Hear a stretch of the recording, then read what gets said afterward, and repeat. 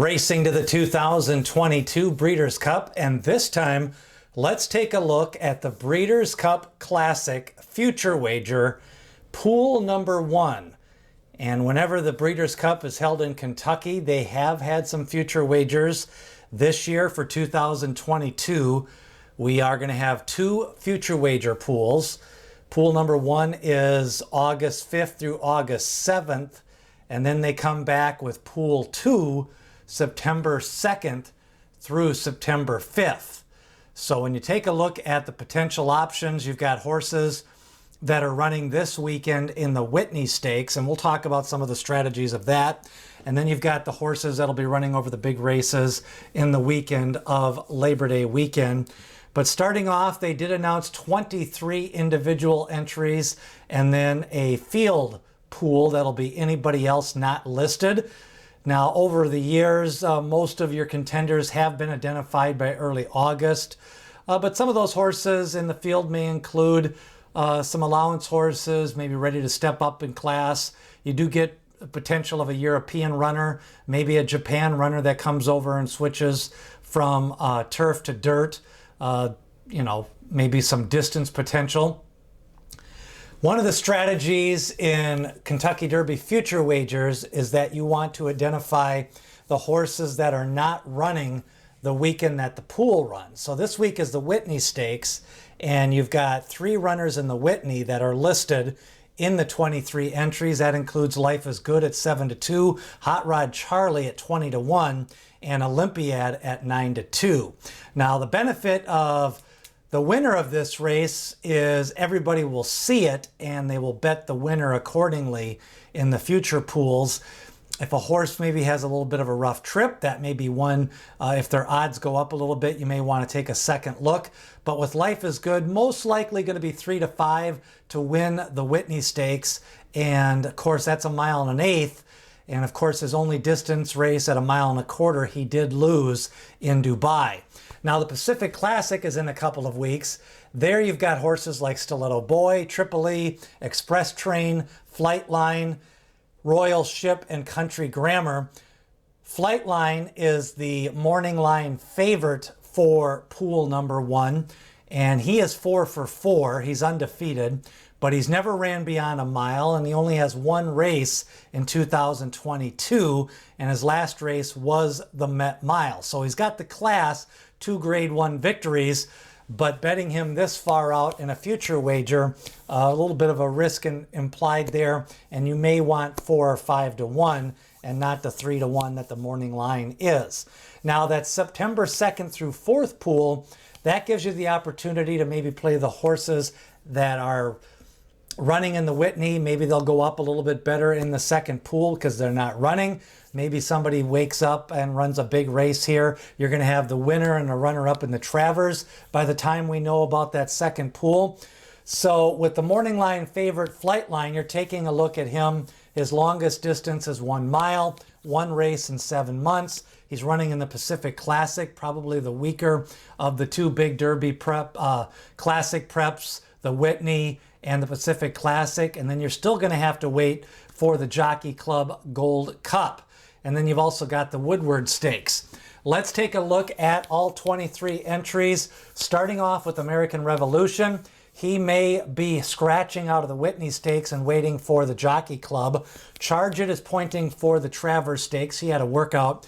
Corniche did not run well in his first start of the year in the Amsterdam Stakes. And Country Grammar was a runner-up to Royal Ship in the race out west last week. And that was the San Diego, a grade 2 race.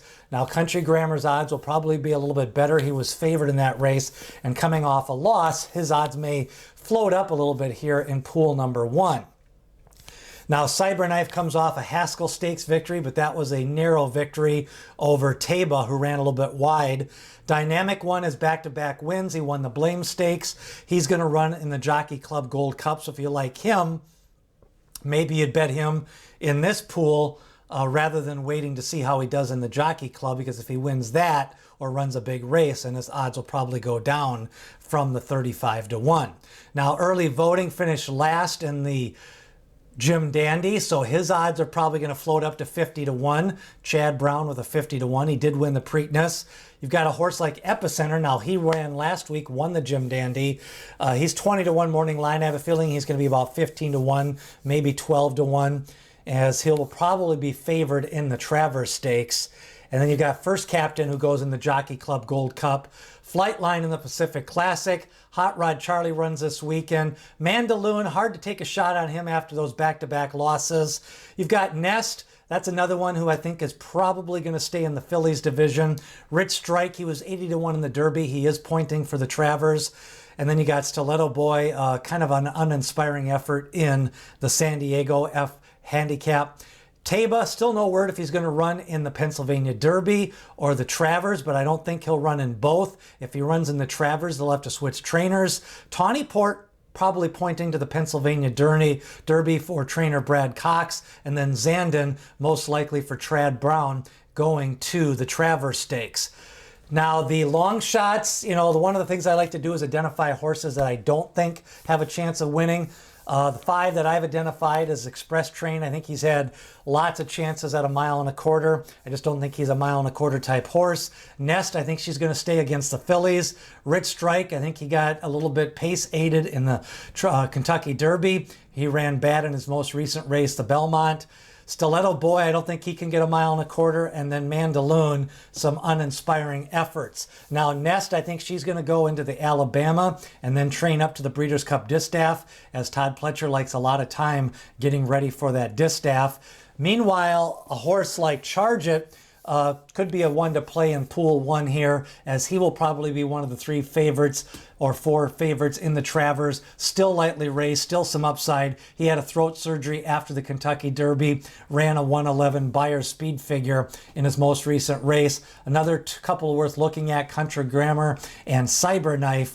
Now, the contenders, I've kind of narrowed it down to Epicenter and Flightline. Olympiad, we got to see what he does in the Whitney. If he wins the Whitney, he'll be 6 for 6 on the year, and he still won't have a win at 1.25 miles.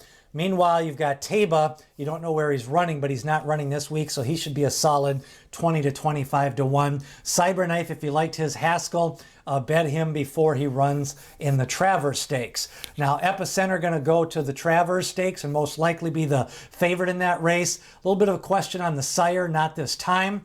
That's one of the patterns. And I think another horse that's going to be distance challenged is Royal Ship. He's got some grade 2 class, but also is not a grade 1 winner. Now, for the distance division in the Classic, we've got the Travers on August 27th, Jockey Club Gold Cup, the Woodward, the Pennsylvania Derby, and the Awesome Again for the schedule. And right now, that Travers shaping up as Cyberknife, Creative Minister, Epicenter, Zandon, Charge It, Rich Strike, and Artorias, and still no word yet on early voting. He may go to the Pennsylvania Derby. Remember, Classic Future Wagers Friday through Sunday. I think some of the horses you may want to consider, Charge It, that big 1:11 speed figure.